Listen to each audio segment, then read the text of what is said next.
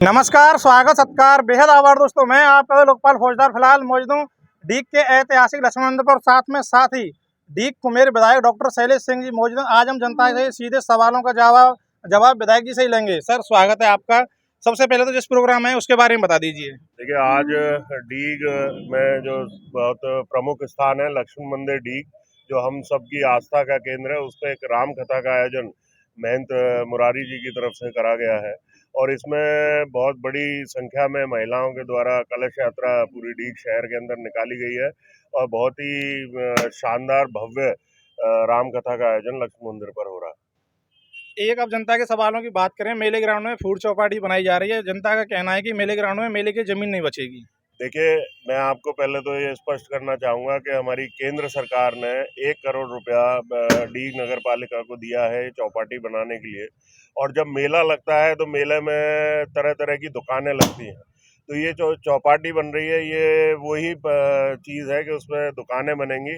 आज जो मेला ग्राउंड की स्थिति है उसमें ट्रैक्टर ट्रॉलियों द्वारा अतिक्रमण करा हुआ है, कई तरीके के अतिक्रमण वहाँ पर है।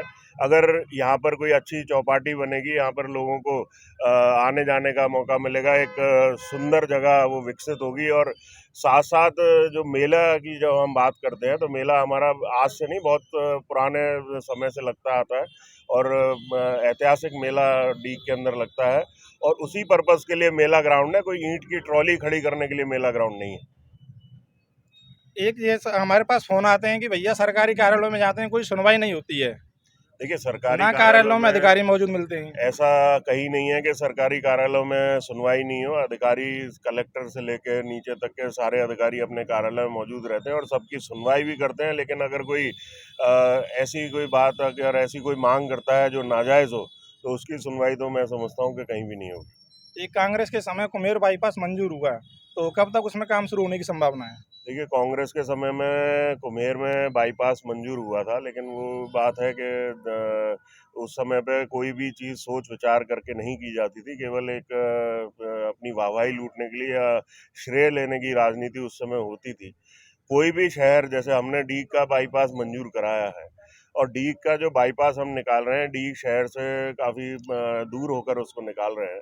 जब भी कोई बाईपास का निर्माण किसी शहर में होता है तो उस शहर के एक्सपेंशन के लिए काम वो करता है बाईपास। उस शहर को बढ़ने का मौका उस बाईपास के ज़रिए से मिलता है। कुम्हेर शहर का जो बाईपास है वो नगर पालिका क्षेत्र में ही होकर उन्होंने मंजूर किया है। तो हम प्रयास कर रहे हैं कि उसको हम उसका जो रूट है उसको चेंज कर थोड़ा यूनिवर्सिटी के पास में से ले जाए, जिससे आने जाने वाले छात्रों को भी यूनिवर्सिटी में जो पढ़ने जो हमारे छात्र आ रहे हैं उनके लिए सुविधा हो सके। एक सर आखिरी सवाल हनुमान बेनीवाल को लेकर है। हनुमान बेनीवाल लगातार सरकार पर तमाम तरह के आरोप लगा रहे हैं, क्या कहोगे?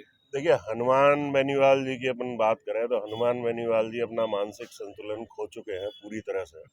अभी हाल ही में जो चुनाव हुआ उसमें उन्होंने जिस तरह से भारतीय जनता पार्टी के उम्मीदवार के सामने जो शिकस्त उन्होंने खाई, उससे उनका मानसिक संतुलन पूरी तरह बिगड़ चुका है और वो उलूल जुलूल बातें करके केवल मीडिया का अटेंशन खींचने का प्रयास कर रहे हैं। उल्टे सीधे आरोप दूसरों पर लगाते हैं और वो ये कहते हैं कि उनकी वजह से ही राजनीति में सब कुछ हो रहा है। मैं उनको ये स्पष्ट कहना चाहूँगा कि बीजेपी की वजह से आप सांसद बने। अगर बीजेपी नहीं होती तो आप सांसद नहीं, आप कुछ भी नहीं होते। दोस्तों, ये थे हमारे साथ में डीग कुमेर विधायक डॉक्टर शैलेश सिंह जी, जो डीग विकास को लेकर और जनता के सवालों का सीधा जवाब दे रहे थे। आपकी क्या राय, कमेंट करके जरूर बताइएगा। जय हिंद, जय भारत।